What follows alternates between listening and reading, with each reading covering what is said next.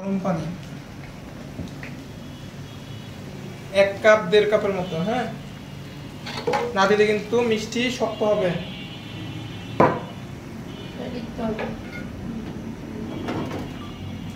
Last moment, আমার কিন্তু cook করা শেষ, রান্না শেষ কিন্তু প্রায়।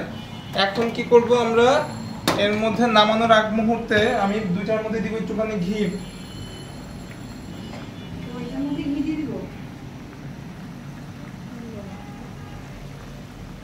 মিষ্টি এমনি রেডি, এখন যত শাহী ফ্লেভার চান ঘি দিয়ে দিব। আর হচ্ছে আপনার গোলাপজাম যেটা, সেটার মধ্যে আমি অল্প একটু জাফরান দিচ্ছি। এটা চয়েস আপনার, দিলে দিবেন, না দিলে নাই। ফ্লেভার পছন্দ হলে দিবেন, না হলে বাদ।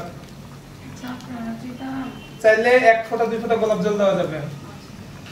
ঠিক আছে, জাস্ট 2 মিনিট, এখন হাতে গুনে 2 মিনিট জাস্ট এটার মধ্যে একটু কুক করব, জাস্ট ফ্লেভারটা ভিতরে এনহ্যান্স হবে। আমি চুলা বন্ধ করে দিব। বুঝতে পারছি? জাস্ট আমি এটাকে কি 2 মিনিট কুক করব, দুই পাশেই 2 মিনিট করে কুক করব।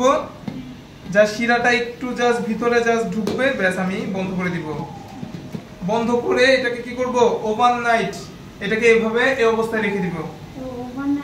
হ্যাঁ, তাহলে শিরা ভালো ঢুকবে। এই যে বন্ধ করে দিছি, এই ঢাকনা দেওয়া অবস্থাতেই। হ্যাঁ, শেষ।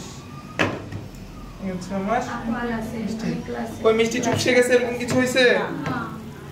সাইজ দেখা যায় মিষ্টির? ঢেকে